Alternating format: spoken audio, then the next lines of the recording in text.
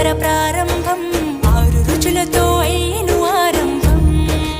ఓ మనసుకు తెచ్చెను తరగని సంతోషం.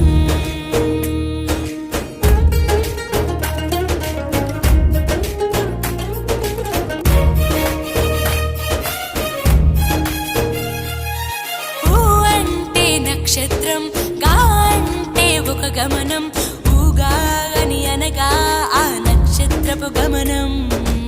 ఊగాది అనగా నక్షత్ర గమనాన్ని లెక్క కట్టడం ప్రారంభించిన రోజు అని అర్థం. తెలుగు జాతికిది శ్రీకారం, ఇదే కొత్త మన సంవత్సరం. ఉగాది సృష్టికి ఆరంభం.